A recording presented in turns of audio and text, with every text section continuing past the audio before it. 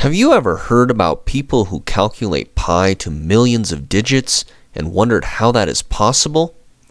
Well, we're probably not going to get that ambitious here, but I can set you up with some methods to point you in the right direction.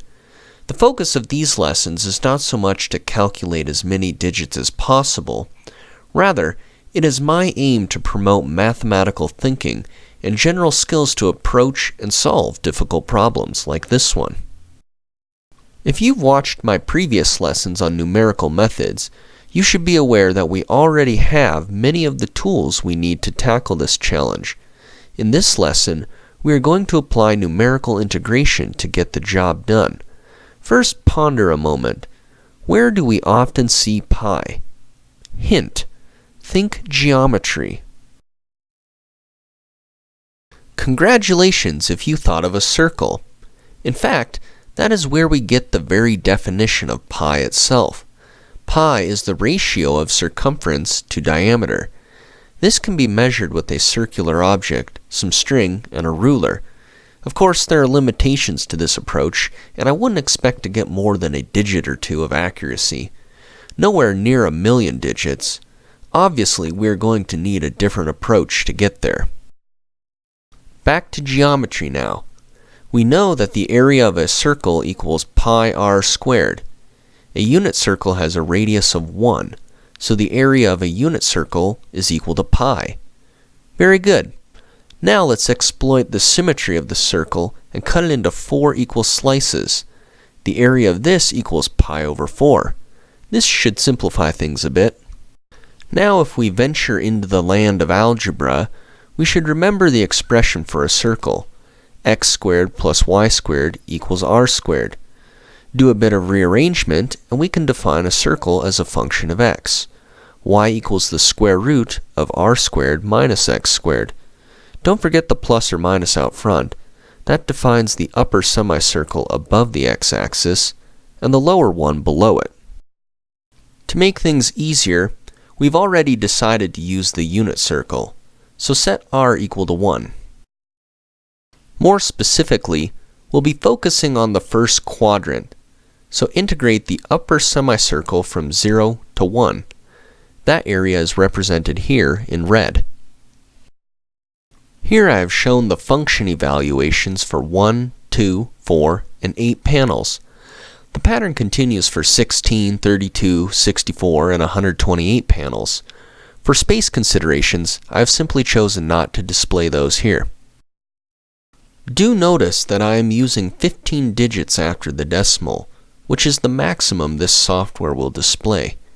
If my goal is to get as many digits of pi as possible, I must start that way and carry through.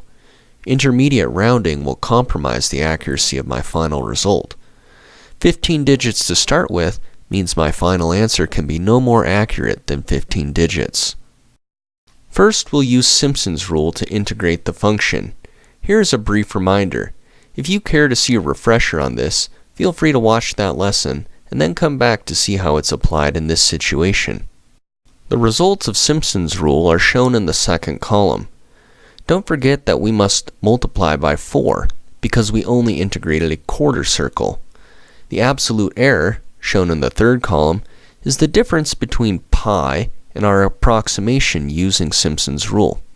The last column approximates how many digits of accuracy we had. Of course, digits are discrete values, so rounding is necessary. This step of using the base 10 logarithm requires a bit more explanation. I've discussed that elsewhere if you care to know the details. Otherwise, just trust me for now. To populate the first column of the table in Romberg integration, we use the trapezoid rule, as seen here. We'll be using the same function evaluations we used for Simpsons rule just a moment ago. This is a quick reminder of Romberg integration. I'd recommend viewing those lessons for a more thorough explanation. Here we are more focused on application. This is the result of running Romberg integration on the quarter circle. Once again, we must multiply the area by 4 to know the area of an entire circle, and thereby know pi. The data in the bottom table is the absolute error, which is simply pi minus the corresponding numerical approximation in the top table. We can get an idea for the number of digits of accuracy as we did just a moment ago. This is done by taking the base 10 logarithm of the absolute error. As before, rounding is necessary to get an integer value of digits. The next step before we proceed is to pluck the highest value in each row. These are boxed in red. Those numbers are tabulated here, along with the numbers from Simpsons rule. Now we can compare side by side.